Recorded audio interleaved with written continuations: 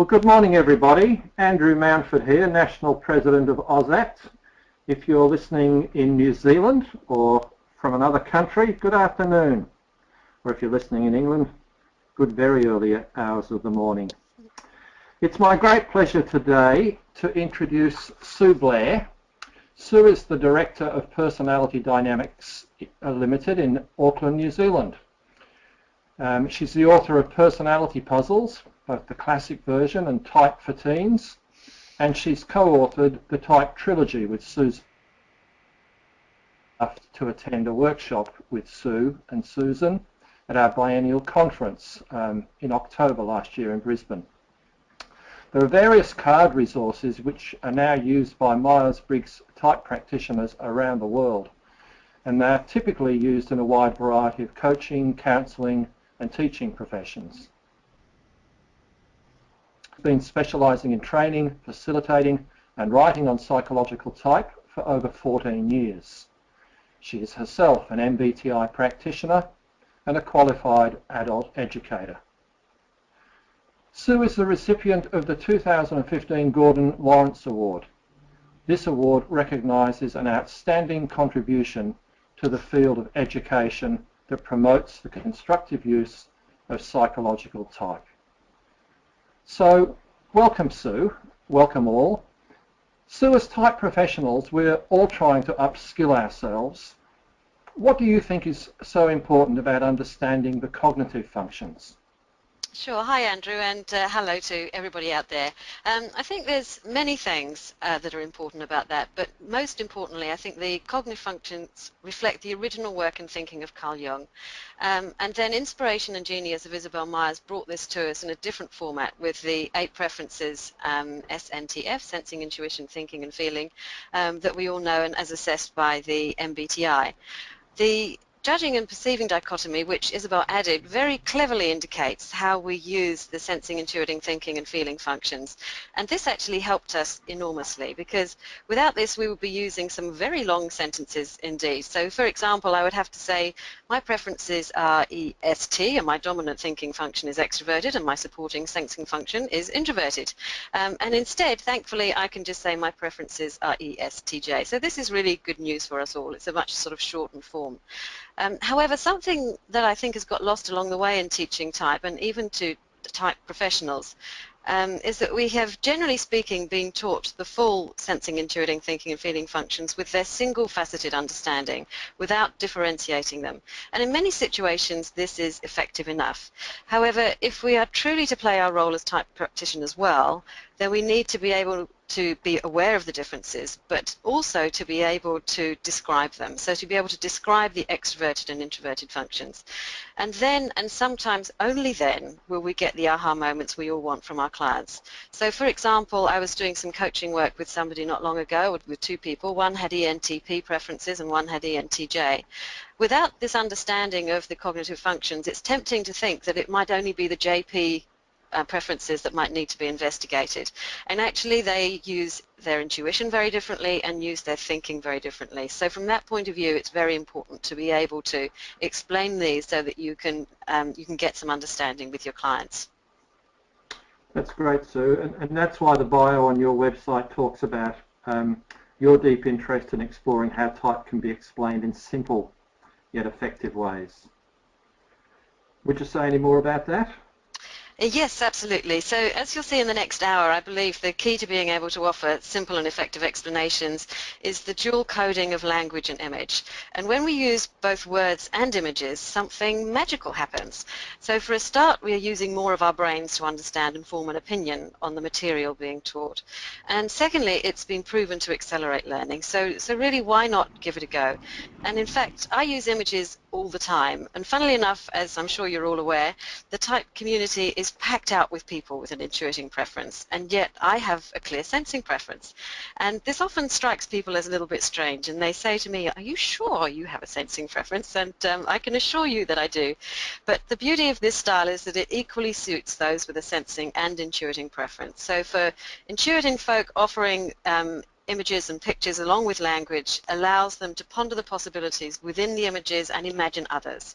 And for the sensing folk, it gives them a concrete starting place, which is a springboard to taking their thoughts beyond what is real and tangible, which is generally speaking where they go to first.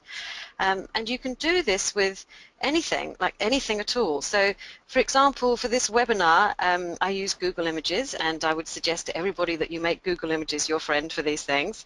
And I just Googled up close and personal to see what would happen, and this led to thinking about what I can get close to that looks more intricate. So this led me to the examples that you can see on the screen right now, which are some snow crystals. And from afar, most snow kind of looks the same. But close up you can see the beautifully intricate patterns and differences. And it's the same with the cognitive functions. You can look at sensing, intuiting, thinking and feeling fairly generically, but when you look closer, they are quite different. Everyone, the way they use these functions is quite unique.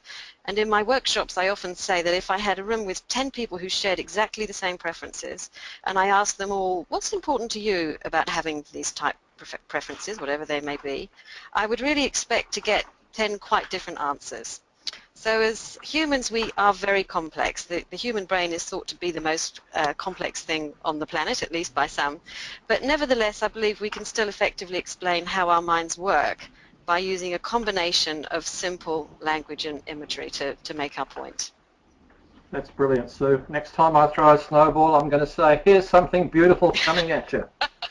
You should indeed do that, yeah.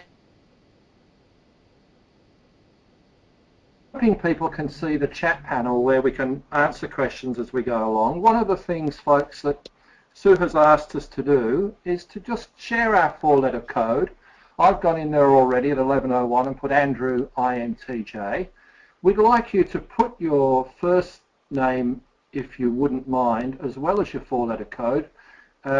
It might take us just a few moments to do that, but so you just enter into the panel and put your name, your four-letter code, and hit return. And Kerry should be able to scroll through all of those, and it gives Sue an opportunity during our hour. She might want to engage with individuals who share a type difference that's pertinent at a given time. So I'll just pause while we might try that, see if it's working. They're using the questions panel, Kerry tells me, so it's the questions panel, folks. We're inviting you to enter your name, just your first name, and your four-letter code, and hit return.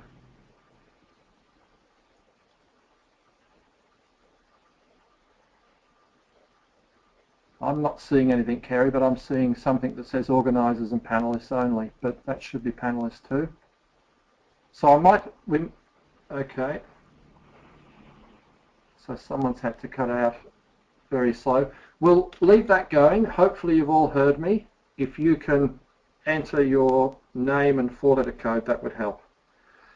Sue, back to you to give us an overview, if you don't mind, of what we're going to do in the hour. Yes, absolutely. So here's what I intend to be doing with you all. What are we going to do? So we're going to be exploring the benefits of dual coding with language and image. I'll be providing images for each of the 8 cognitive functions. I'll also be priming the brain to use each of the 8 functions, because I think it's important that when you're explaining the functions, you get people to experience what it is like to use them. So despite what our preferences are, then we will also use them and we'll be able to understand what that means. I'd also like to provide food for thought on what other images you can use, because the images that I've come up with are by no means all there is that, for you to use. So you might want to think further and come up with your own and use those instead with your clients. I've run many workshops where people have thought up a huge quantity of ideas. So just have this as a bit of a starting point and a springboard for you. We'll be looking also at the benefits of exploring effective and ineffective use of all of these functions, particularly environment. Great hope done by one. 2 o'clock my time, beg your pardon. So within the hour we'll be finished. So hopefully you've all got your cups of coffee and your water, whatever you need handy, so that you can sit back and relax and listen. So we'll head into it, and for those of you who are familiar with the personality puzzles, you might be used to seeing these symbols, because I use these all of the time. And so I found, even in my initial work with type, just used along with the letters really helps people to understand. Obviously they're self-explanatory to most of you, but we've got the EI symbols there, the arrows out and the arrows in, which is representing the outward focus and the inward focus. Gathering information through sensing or intuition, so the detail or the big picture. Making decisions through thinking or feeling, so that weighing up of the pros and cons, and the making the decisions through the heart, sort of through the how you feel about it and your values. And then we've got the life approach, which is J and P. And obviously we know that as judging and perceiving, but I'd just like to make a comment here that I never actually use that terminology when I'm working with clients. I always call J just settle it, and P play it by ear. I just find that the judging are incredibly unhelpful. And in using these symbols over many years, I've had various reactions to them. I think the one that's possibly the most contentious is the padlock. Some people have said, oh my goodness, I feel so hemmed in and kind of locked up. But the idea of that is just to sort of feel settled, closed, sorted, finished, that sort of idea. I've had thoughts on what it might be other than that, but none of them have really ticked the box point of view. So feel free to make up your own. The other thing I do when I'm working with clients is I always go through in this order. So I either use the personality puzzle card and I put my hand over the middle, or I use a slide like this, and I say what we're going to do is do the outside letters first, what you can often see on the outside of a person. Also, once you've worked out the outside letters, it enables you, by sensing, intuition, thinking and feeling, using the introverted or extroverted addition onto it, so that if they're EJ, you know they are introverting their perceiving function and extroverting their judging function. So it just gives you that heads up to it. And also it just allows you to cover two of the sort of easier preferences, I think, to work on, rather than heading straight from EI into sensing and intuition. Outside letters are what you can see on the outside of somebody, but actually the inner letters are what's going on inside our brains. And so just taking those 4 elements and just working with 2 instead. So instead of juggling with 4 things, people are juggling with 2, the 2 on the outside and the 2 on the inside. It makes it a lot easier. What we're actually going to look at first is sensing and intuition, and we're actually going to spend a little bit longer on these perceiving functions when it comes to the images and how to describe them than we are on the decision-making functions. Cover all 8 through the time that we've got together. It seems to me a really useful process, Sue, as I look at that. And having been through your workshop, I've got some comments later on about some of the symbols, which were really enlightening for me. Great. So I think one of the important things is to just take you through first how I introduce the cognitive functions to people who are learning about it for the first time. And I tend to say to them that each of the preferences are like a coin which has 2 sides. And what I'd like you to imagine is that you have 4 of those coins lying on a table, maybe perhaps a glass top table. And you can see the top, and if you try, you see the tops quite easily, and if you try hard, then you can see the underneath too. And the sensing, intuition, thinking and feeling, which are extroverted, the extroverted functions, they're what you use externally or extrinsically. In this sense is I'm using the meaning of being on the outside of something, so something that is often more visible, certainly more visible than the introverted functions. So the introverted functions are the functions that are used internally or intrinsically, and intrinsically in this case means situated within. So they're somewhat harder to see. So together we've got all 8 of the functions. We're doing 4 perceiving functions first, and then we're going to be going forward that we're using for this session. So other than, can I just ask a question, other than your own Sure. observations, Sue, what other influences might have contributed to your work on the cognitive functions as it's developed? Sure. Think that many people are aware of Dario Nardi's work, and I think that his work has been extremely important for the type community. And he wrote a brilliant book called The Neuroscience of Personality, and I've program for the neuroscience of personality, and I can't recommend it highly enough. So what you're seeing on the screen at the moment is a brain EEG technology, electroencephalograph technology, and you can see that young lady who's in the middle of the picture there with that kind of pixie hat on, and she is currently wired up to an electroencephalograph, which is looking at the cortical activity on the brain. And the cortex is that, what I call the bike helmet of the brain, that outside layer of the brain. So we're not looking deep inside the brain. That would of course be really interesting, but for that we need functioning MRIs, and for that people need to be very still, lying in one of those what would you call units, or something that you see in the hospitals, and they can't actually walk around and move. And it was very importantly experience and see the cognitive functions while people are up and moving around. So what Dario found is it displays itself while we're using the cognitive functions. When he first started,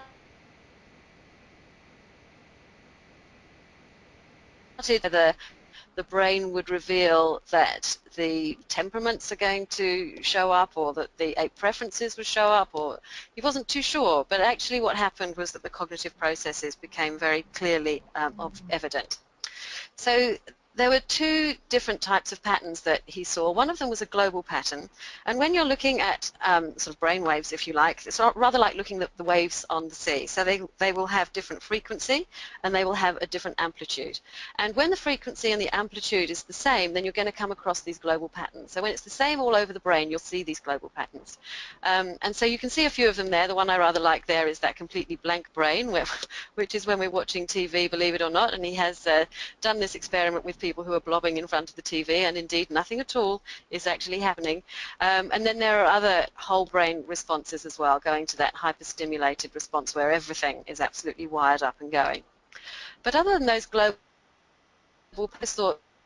individual, and so these images that you can see here are the result of the patterns he can see over a period of 2 hours. It's not that he's got one area of the brain being used significantly for one period of time, but over the period of 2 hours that he works with people monitoring their brains and what's happening, then he will see the patterns like these emerge. And what he found, as type professionals, we like to think that type explains everything. Of course, it doesn't explain everything. But what he did discover is that randomly selected people share 33% of their neocortex activity. And it's rather like our genes. You know, we share 99% of our genes with a chimp, but we share 50% of our genes with a banana. That's just simply because we are human beings, and it's the same with brain activity. People of the same type share more activity. Half of the same type share 70 to 90% of the same brain activity, and the rest share 50 to 70% of the same brain activity. So these are very statistically significant results. So I do love Dario's work, and I use it all the time in the presentations that I do. And presumably Carl Jung and Isabel Briggs-Myers would be smiling with satisfaction in their graves. Oh, you know,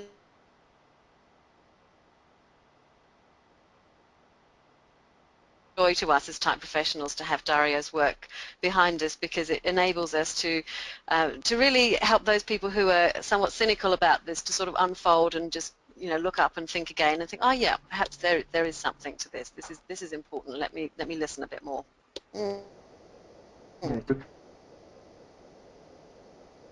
With the notion of cognitive functions, one of the highlights for me of attending the conference in October was seeing how you and Susan Nash applied the working with cognitive functions in a coaching context. Could I draw you out and get you to talk about that?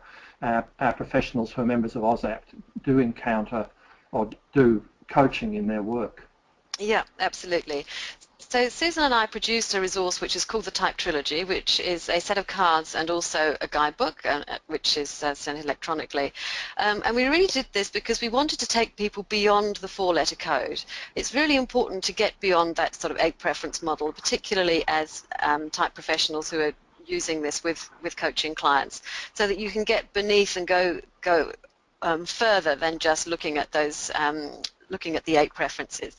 And the three lenses that we chose were temperaments, interaction styles, and then of course the cognitive processes. So all of the cards that you'll see represented on the screen today all come from the Type Trilogy, and they're all the cognitive processes cards that we put together to enable some better understanding. And when I'm working with clients, sometimes I do use these cards and get them out and explain them to people, and it's extremely helpful when they see that. Typically if it's an extended coaching session, or if you've got the that valuable opportunity to have more than one coaching session with somebody, then they can then sort of move further.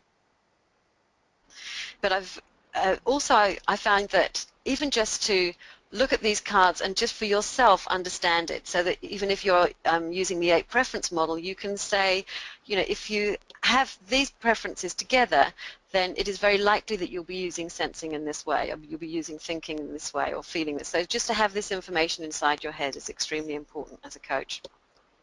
So the cards themselves, there are 8 of them for the cognitive processes, obviously. So let's just take and go through sensing and intuition first. And feel free to stop me, Andrew, if you've got any questions, Yes, or if indeed. any questions type up on the screen there, then I'm happy to take those as we go through as well. But we'll kick off with the sensing preferences. So again, instead of calling them extroverted sensing and introverted sensing, that's somewhat complex for people to get their heads around. So Susan Nash actually named them, and we find that this is very helpful in getting people to get an immediate understanding. So with the extroverted sensing, it's actually what we call experiencing, gathering specific information from the immediate environment. And introverted sensing is recalling, gathering specific information from internal memory banks. So I'm going to just take you through those, and then we're going to have a bit of fun looking at activities that you can use to explain them too. So here we go. So let's just take a look at the experiencing, that extroverted sensing. And I think some of the key words there are that hands-on, focusing in the moment and engaging the senses. And I think if people see these two cards side by side, then they can see the difference. The lovely image that I have for experiencing and just doing that sort of hand-on activity, that sort of in-the-moment activity, is my gorgeous man here with the juggling balls that he's got. And I want you particularly to look at his eyes. Can you see what his eyes are doing? They're absolutely focusing on what he's doing. And for many of us, juggling with two things is kind of okay. As soon as we get to this number, boy, do we need some focus. And when I'm working with groups, I often have tennis balls with me, and I just throw them out into the audience. And I say, well, to experience extroverted sensing, what I want you to do is to throw these balls around the room, and nobody knows who you're going to throw to. There's to be alert in the moment, and you have to catch the ball wherever it comes to you and then throw it along to somebody else.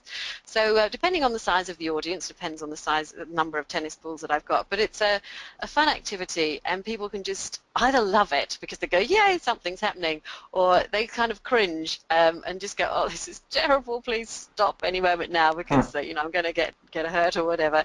But it does really capture people's minds to say, okay, I've got to be aware of what's going on around me.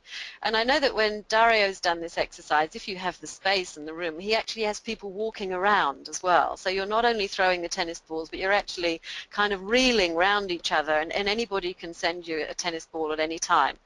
And this equally works well. I haven't had the luxury of having many venues where I've been able to do that, but I certainly would do it if I could.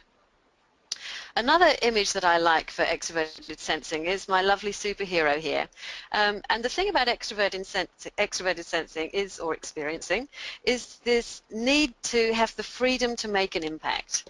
And I think this lovely fellow here is just an extroverted sensor in his best format, just going, let me help, let me get onto it. That radar that he's got on top of his head there is constantly going around, just seeing what's in his environment and seeing what he can do in the moment to make a difference and to make an impact.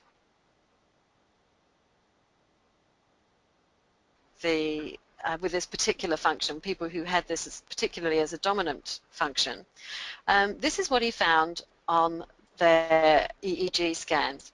So the brains of extroverted sensors, I don't know if you can see clearly on the computers you're looking at, but that isn't actually all black. You can see the colors kind of muted. And in fact, what this represents is that all the regions of the brain are sort of at the ready to move as the situation requires. So you're kind of in this holding pattern. And he describes it as being like this sort of tennis hop. So I want you to imagine a tennis game that you're watching. And the server is about to serve, but you're not actually focusing on the server. You're focusing on the receiver. And the receiver is doing what these guys here are doing. They're just kind of waiting for something to happen. And as soon as something happens, whoop, they can go into it. So if you imagine for a moment that the server is serving, but oops, the first serve goes into the net. You imagine there's a second serve coming, and then oops, there's a net called. So nothing is going on there. And then finally he gets a ball that is in court and ready to play, and whoosh, he's ready to go. And it's very much like that for people who have a preference for extroverted sensing. So when I'm working with groups, I recreate this kind of situation by being at the back of the room, and I have, one of those sort of remote slide changes that has the beam of light on it. And I stand at the back of the room, and everybody else in the audience is looking forward.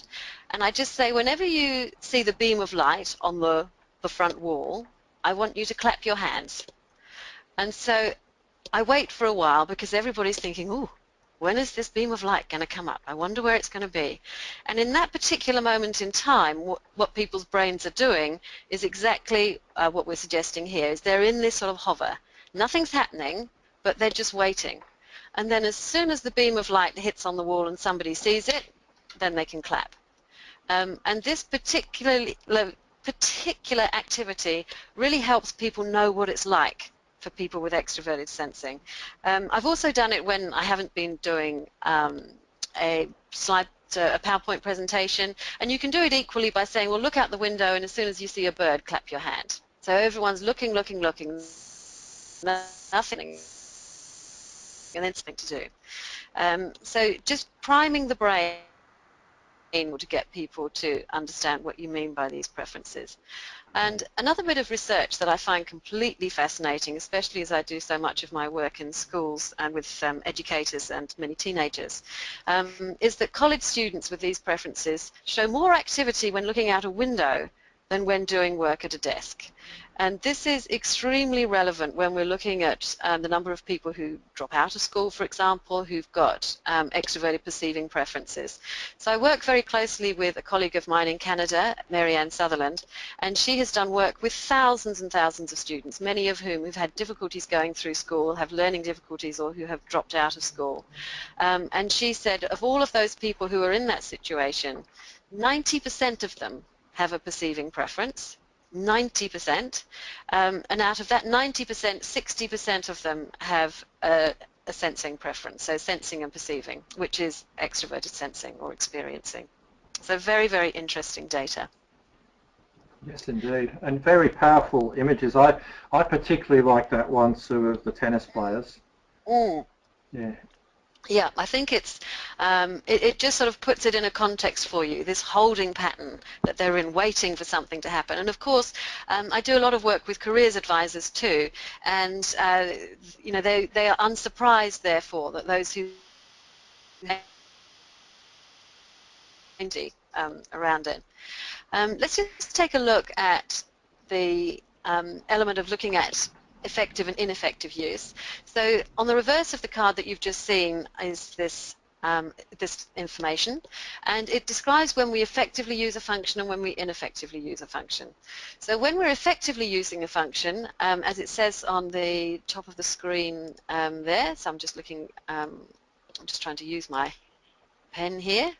I can't use it. It was working so well before. Okay, no problem. I'm sure you can all see where I mean at the top of the screen. So we use it effectively when it's effortless, when it's a leading function of ours, when we're unstressed, or with practice and experience and maturity, or when consciously devoting energy to a task. So any of us can use all of these functions. When we use them ineffectively, it's when we're stressed, inexperienced due to immaturity or circumstance, or when it's used subconsciously.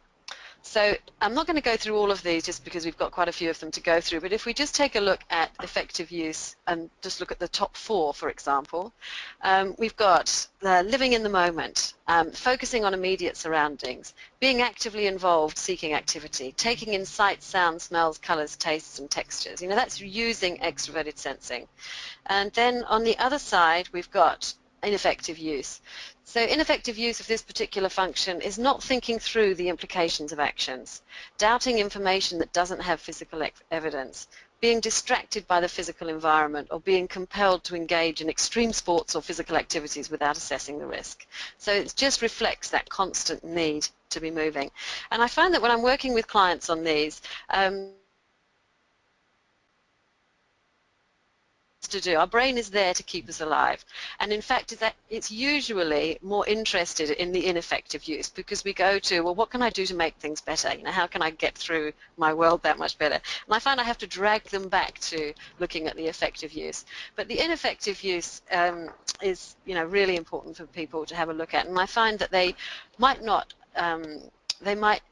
relate to each one of those particular items, but you can have some wonderful coaching conversations just on, say, well, how does this work for you? When you're using this well and when you're not using it so well. So it's a great tool to use to get some conversations going.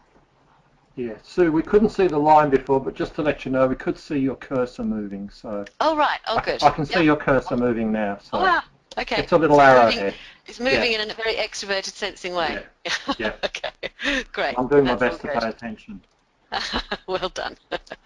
Good. On to the introverted sensing, which is recalling. So it's just got a very, very different feel to it with introverted sensing. So it's gathering specific information from internal memory banks, reflecting, remembering, contrasting, being guided by experience. And what Dario found in his work is that the introverted sensing brain patterns reflect the memorization and practice, because what introverted sensors are particularly good at is repetition in pursuit of perfection. And what Dario found is that an introverted sensing brain was very different if you looked at the activities and the skills of the person who he had in front of him at the time.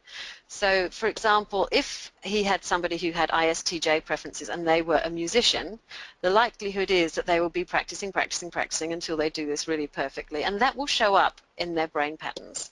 If he has an ISTJ who has a skill or an interest in basketball, then that memorization, that practice that they do so often to get it right, is also going to be available to be seen on the scans that he's looking at. The image that I've got for this is, unsurprisingly, a USB stick, which has obviously got a lot of information retained in there. And of course, our memories are so important, recalling information, that people with this preference, and this is in fact my auxiliary preference, my supporting preference, we have many sort of batches of information that we store. Having said that, we don't store everything. We're only going to store what we think is interesting or what we need. So a lot of people think that we can remember everything. I can assure you we actually can't. It's only the stuff that we've stored. But here's an interesting thing about introverted sensing, because I think, again, perhaps in the type community, we're going to have a lot of people who kind of think that SJ, sensing and judging together, which produces introverted sensing, is just a tad dull. It's just, oh, poor you, you're an ESTJ or an ISTJ. Wouldn't it be nicer if you had some other preferences going on there? And as a, type professional and somebody who speaks to type professionals, I kind of want to get over that image. So I've got another image for you for introverted sensing, which I rather love, and it's a bit surprising. And this is this wonderful treasure chest of gems and gold coins, because in fact what people with this preference go through with in their life is this huge selection of beautiful memories that they store in a chest, and we can dive into them at any time. There are memories that we don't particularly want to keep. There's some grubby old battered coins in there too, which are down at the bottom of the box, and we can remember those just as well. But nevertheless, it is this treasure chest of memories, and we can use it in so many different ways.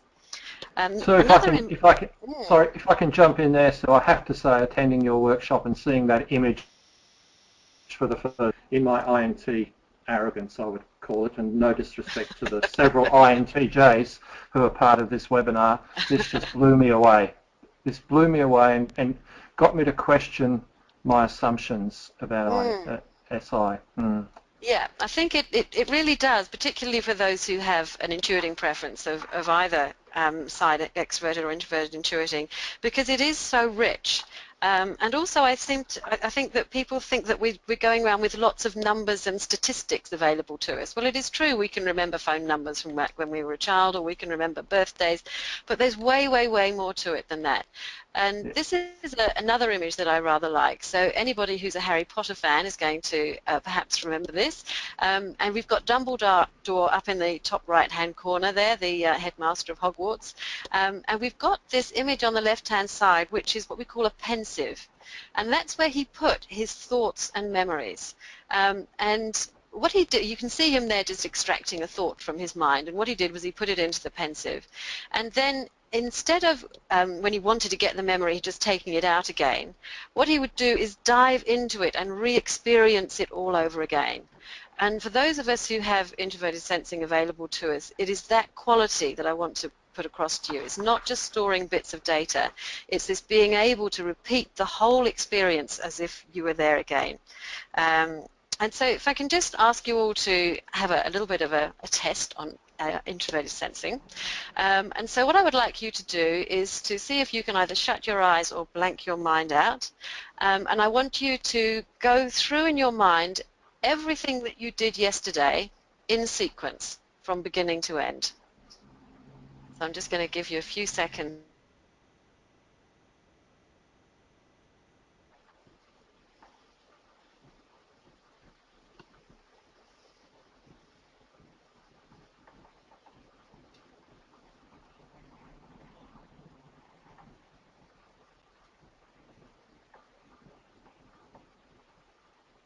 Okay, so in the interest of time we'll move on, but you can see what that is. That consecutive sequencing of events is something that those with an introverted sensing are very good at.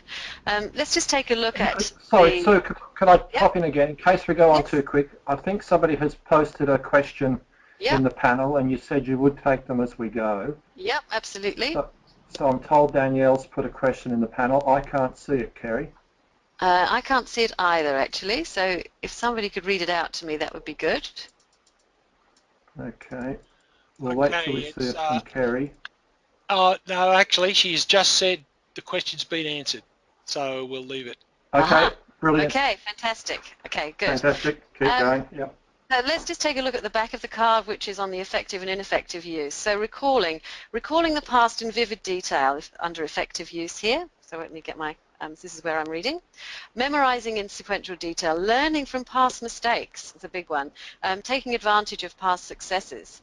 And then just going over onto the ineffective use, which is holding too fast to the tried and tested, avoiding new experiences, being unable to try something again that has previously failed, and mistrusting those who say they don't remember, because how can you forget? How can you not remember? Heavens above. And one that I really particularly like is down at, about number 7 down there. Here we go. Being oblivious to others' disinterest when recounting detailed information. It's just rather enjoyable to me now when I'm listening to somebody doing a long monologue on a detailed thing, and I go, okay, I know what this is. Let me just wait till it gets to the end, because you know what you're listening to if that's what comes up. So and you'll find that your coaching conversations are just endlessly rewarding when you're able to just process and put these different functions in front of people in such a simple way. Let's just move on to the intuiting preferences if we can, because equally they are very, very different. So with extroverted intuition, we've got brainstorming, gathering diverse information by scanning the environment and exploring the possibilities. And then we've got visioning, combining both seen and unseen data to form an inner vision of what could be. So all of these words that you see here relate to those particular functions. So looking at the extroverted intuiting first, the brainstorming, I'd like to just take you through what Dario found when he was doing the brain scans. And he describes this extroverted intuiting brain as being like this Christmas tree brain. And in fact, even though those colors look static there on the brain image that you've got, they're kind of flashing, rather like Christmas tree lights. So he calls it transcontextual thinking, focusing on connections, and the Christmas tree pattern. So of course, what better image to have for it other than a Christmas tree with flashing lights? And I know people who've got a preference for extroverted intuition, and they go, yes, that's what happens. When someone asks me a question, then it kind of goes bing, bing, bing, bing. You know, all of these different ideas come to me. Another image that I rather like is that of the pinball machine. So if you imagine that somebody with this preference gets an idea, and it's sort of like shooting up the pinball machine, and then that idea will bounce off all of the edges and all of the corners in this sort of magical way. And then, of course, there's this sort of what-if scenario. So that is what extroverted intuitives are always thinking is, yeah, but what else? What else could there be? What if more than one ball was going off at the same time? What if you doubled the size of that particular pinball machine? And, you know, just having all of those thoughts flying, what happens if two of the balls ping together? And then you have this beautiful collision of ideas that gets those with this preference so excited. And I remember going to the Miami conference, the APTI conference, and I met up in one of those sort of, you know, in the bar moments with a couple of ENTPs, and one of them said to me something which I have never ever forgotten, which I love. And he said, for ENTPs, I'm sure ENFPs are the same, everything is something else. Isn't that a beautiful expression? Everything is something else. Look at extroverted intuition. Let's just prime our brains to do this. And if I just ask you a question and see what happens in your head. So the question is, what's on your bucket list? So have a think about that. What's on your bucket list?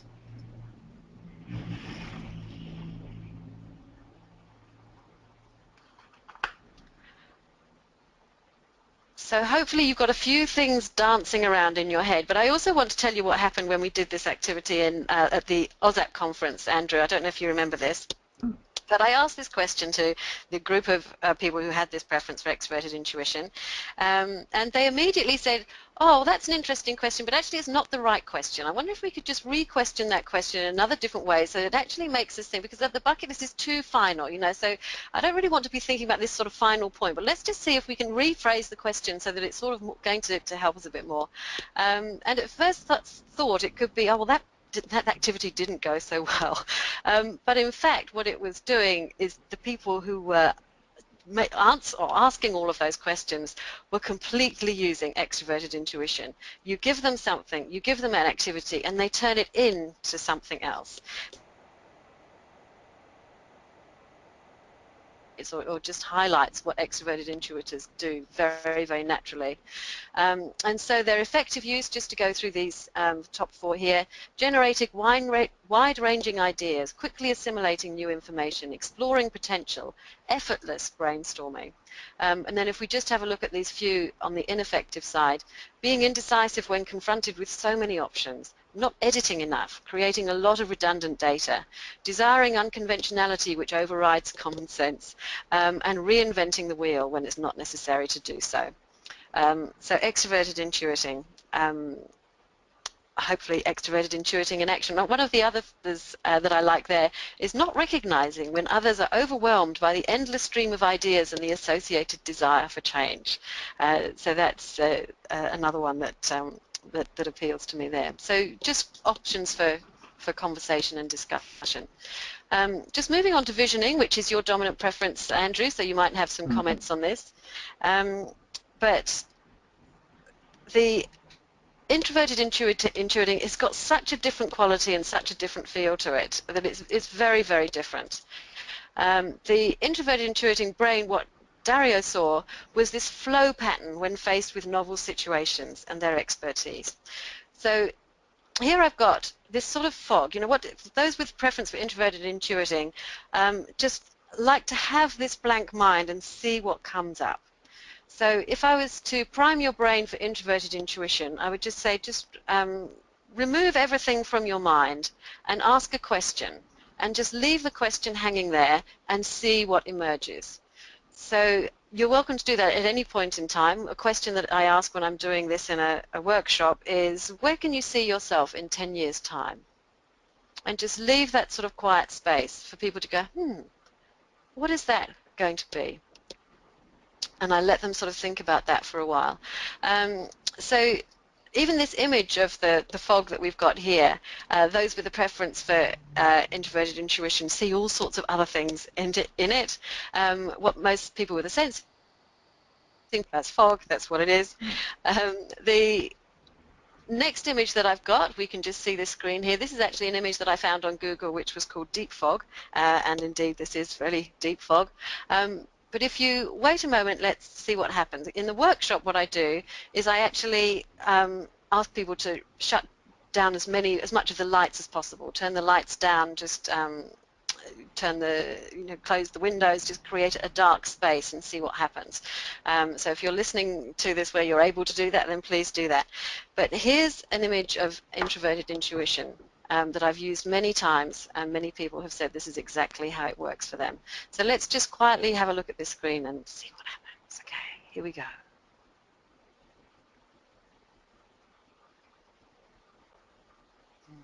Something's happening.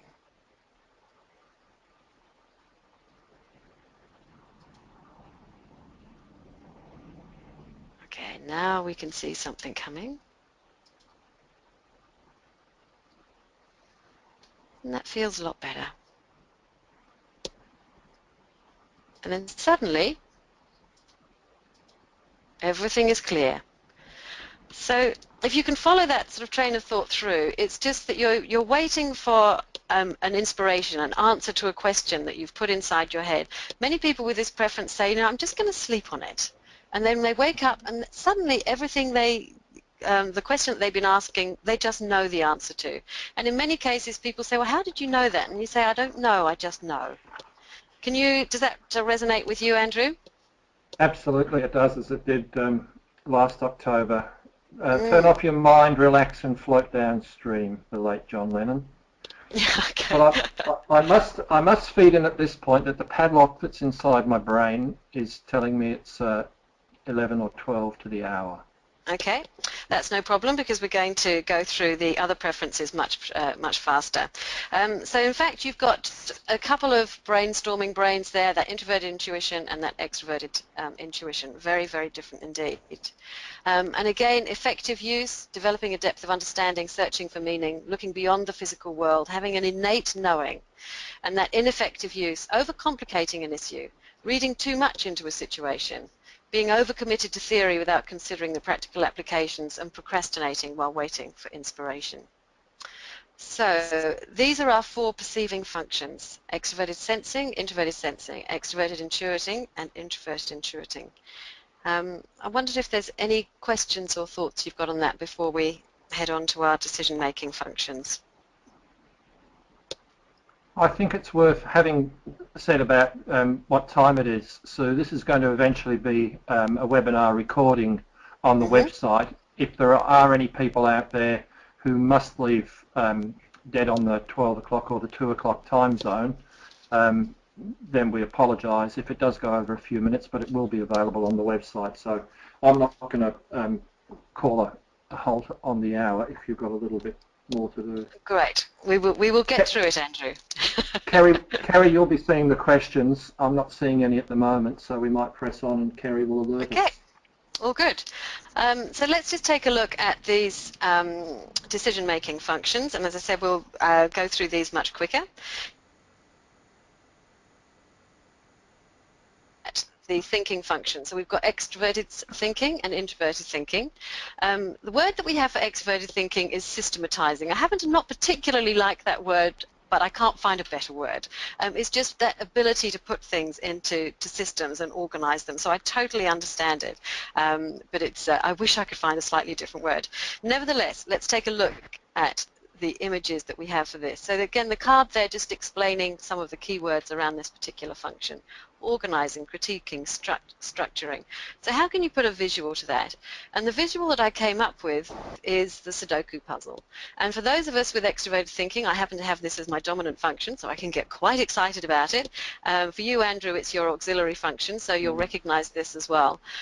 It's just this gathering of information and sorting it into a structure that is going to be a workable solution, having this workable plan, and the Sudoku puzzle is perfect for that.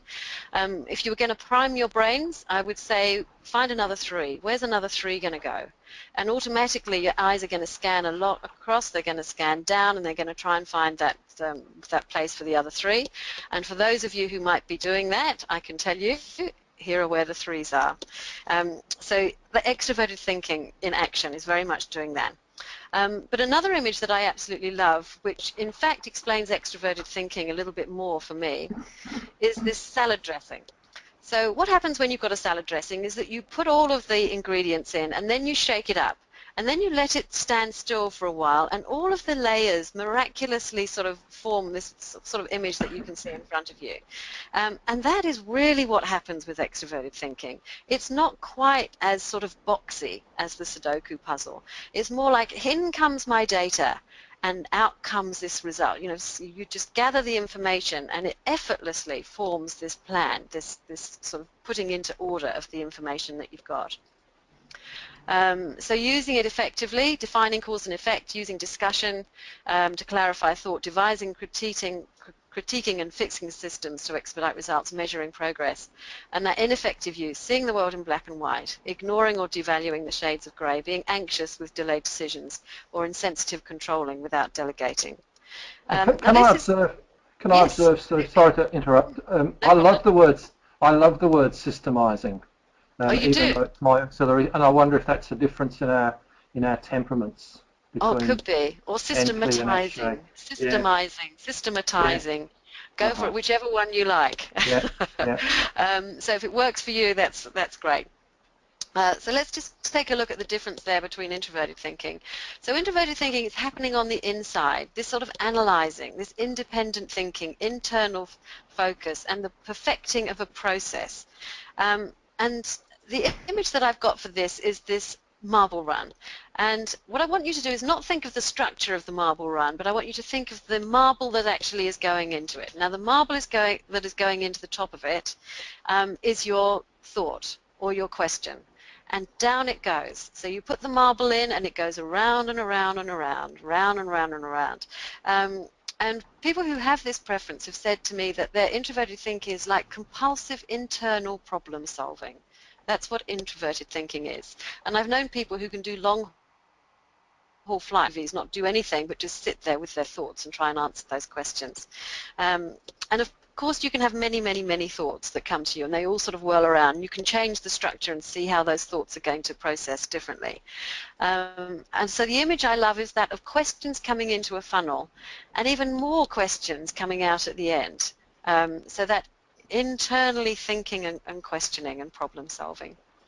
And then we've got the effective and ineffective use, analyzing and checking for accuracy, playing devil's advocate. Oh my goodness, for those of you who know INTPs in particular, you will recognize that trait. Creating frameworks to perfect a process, or being guided by the key measures of truth and accuracy. And then ineffective use, perpetually revisiting an issue but failing to come to a decision. So it just keeps on whirling around. The question just keeps coming. Analysis paralysis, being very hesitant to reveal opinions and thoughts. Giving up when a perfect solution is unavailable. So again, superb conversations that you can have around that. Feeling preferences, extroverted feeling and introverted feeling, we have harmonizing and valuing. And these, again, somewhat easier to explain. So we have harmonizing, is that let me help you, that extroverted feeling, all of the EFJs very much in particular, welcoming, nurturing, reassuring. And of course the image that I have for that is these beautiful helping hands. Those with an extroverted feeling preference just have this strong urge to help others. An introverted feeling just feels a bit different. Let me just go through the extroverted feeling effective and ineffective use. So that creating and maintaining relationships, providing help and support. Ineffective use, self-sacrificing, being exhausted, supporting others' needs. And these are very familiar territory for those who've got that as a dominant preference. And then introverted feeling, that feeling that is happening internally, living by personal beliefs, and that introspection, that inner sort of authenticity that they absolutely require in their lives. And we've come up with various images for these, but this beautiful one of this tuning fork I absolutely love is, does it feel right to me? To those with introverted feeling. Here's our lovely young lady just using that, just, does this feel right? Does it sound right? But another image that I have for this, strangely enough, is that of a sword. And in fact, I've done workshops where several people have used this as a sword, or come up with this as an image for introverted feeling. It is not a sword that attacks people, but it defends and protects those who are close to them. So for those who have that introverted feeling preference, this has been quite an important symbol for them. Another symbol is that of the volcano. It's all looking sort of calm on the top, but oh my goodness, there's all of this sort of feeling that's going on underneath, and that's a sort of calm exterior belies what's actually going on underneath. And for introverted feeling, effective use, making decisions based on personal values, feeling secure with one's personal beliefs and cultivating inner harmony. And that ineffective use, being overprotective of personal emotions, concealing feelings to a point where others find it difficult to get to know you. And so both of those lists, again, wonderful information just to start that coaching mission. So here we have our 4 judging functions.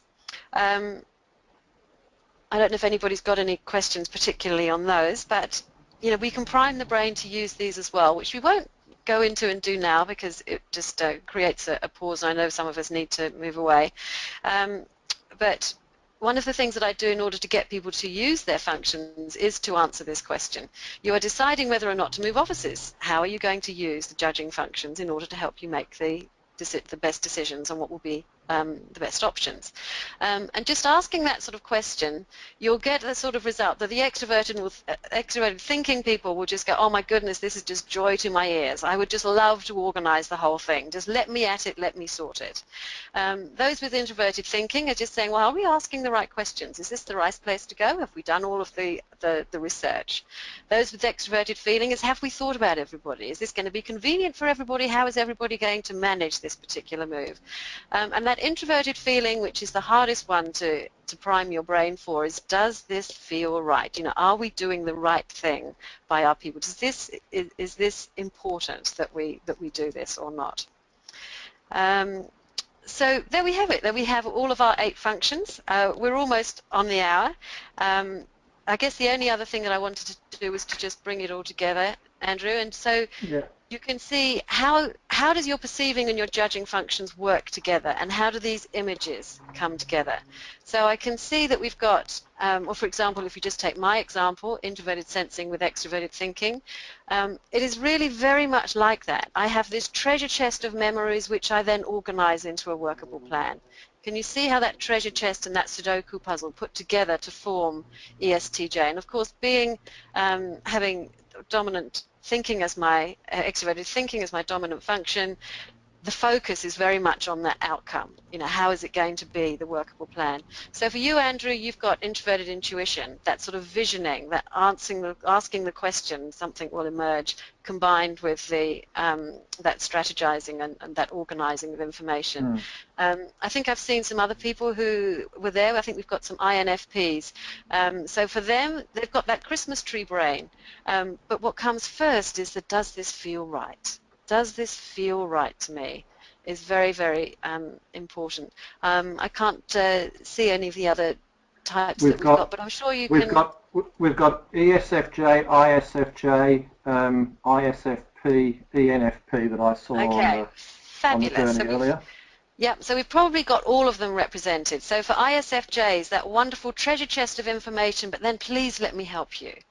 I'm so pleased we have SPs. You're always very much in demand at type conferences. So that extroverted sensing, that in the moment, but then combined again with that introverted feeling of does it feel right. I can't remember, ESFJs, if I've done all that one, that treasure Yes. chest of memories, and then let me help you. So however you want to put these two things together, they're beautiful explanations for how you can describe it so people can go, oh yeah, that's what an INTP does, or an ESFJ, or an INTJ. And it just gives them something absolutely to grab onto and to work with. So there's a part of me saying earlier, settle it, but another part of me is learning from this presentation, Sue, and saying, let's play it by ear. Can I get you, first of all, to talk about what might be coming next for you? I know that I've seen those cards in action in a coaching session with somebody who was SFP, who wouldn't normally respond to Myers-Briggs. We saw this at the workshop last year. You'll remember the session. Yes, I do. It was superb how it helped that woman to really understand and come to an appreciation. So is there anything else in the offing for what you're working on? Yes, absolutely there is. I'll just run through some of the slides I've got here. First of all, for Dario's work, if any of you don't know that book, I can highly recommend it, The Neuroscience of Personality. Here are those 8 cards that we were speaking about before. I've got a special offer on the puzzles, which are available to you if you contact me. I'll give them. Email me if you want any of those. What else have I got? Oh yes, what's coming up next? Sorry, Andrew, I've skipped too far ahead there. So I'm working on a puzzle at the moment which is called the Learning Puzzle.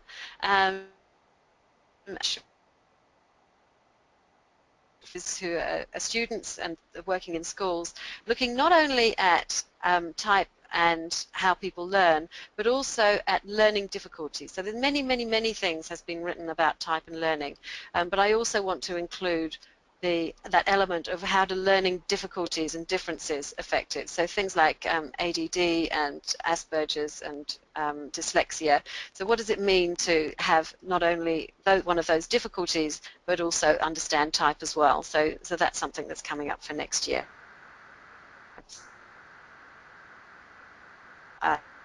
Fabulous. If you'd made us that offer of the Australian rate about a year and a half ago, we would have said no thanks. We were running at $1.03 to the American dollar. Oh, okay. Sorry about that. I don't know what the exchange rate is. I think we've sunk to 70 cents to the American dollar now. Oh, okay, so that's good. Rather Oh, good. It's a special offer. Yeah.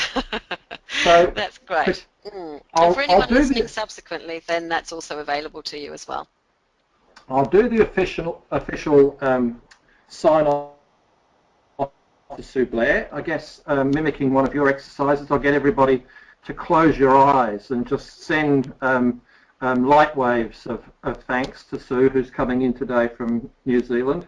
On my bucket list is that we'll have more and more people from New Zealand involved with AUSACT. We must build some relationships after the sad demise of New Zealand Association for Psychological Type.